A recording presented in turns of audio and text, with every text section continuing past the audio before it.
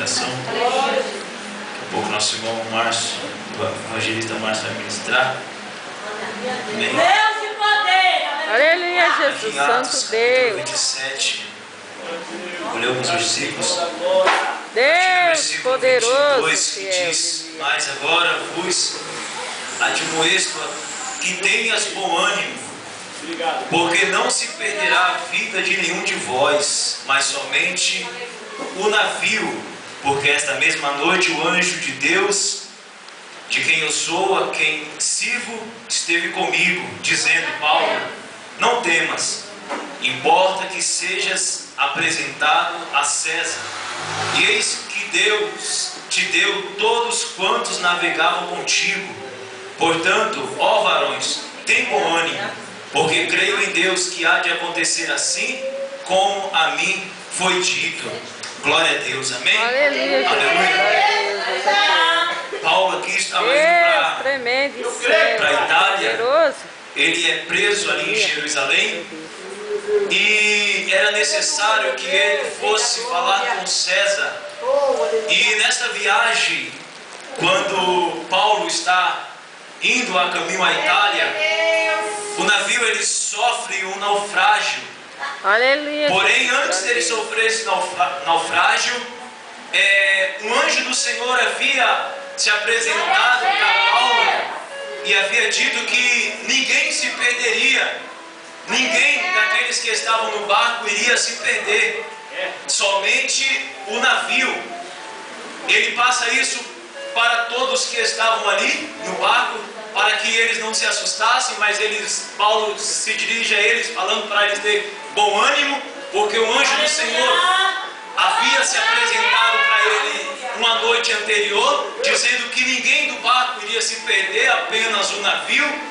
E o porquê que isso iria acontecer?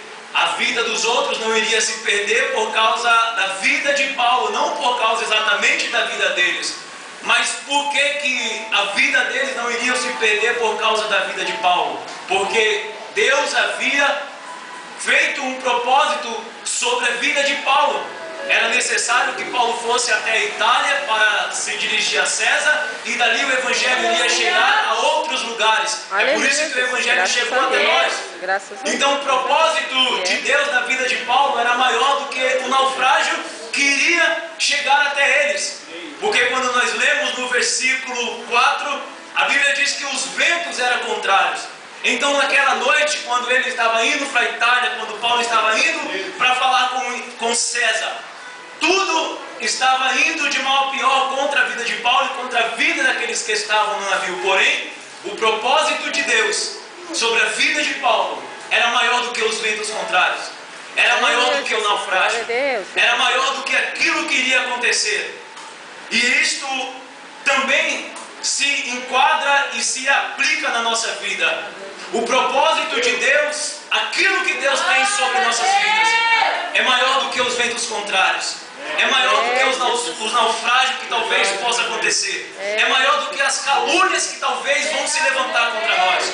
O propósito que Deus tem sobre a vida de cada um de nós, sobre a vida da igreja, é maior do que as palavras dos negativistas que chegam até nós com palavras negativas. O propósito de Cristo na cruz era maior do que a dor que ele passou naquele caminho, naquele momento ao qual ele sofreu chicotada, foi esbofeteado. Ele não desistiu, ele não parou, porque ele sabia que o propósito da cruz era maior do que aquilo que ele estava passando.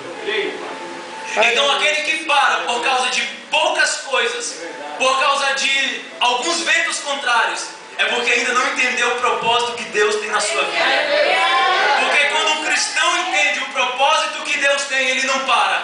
Ainda que, por mais que seja a pior condição que ele esteja passando, ele sabe que lá na frente é necessário passar por isso hoje, para que o propósito de Deus aconteça amanhã.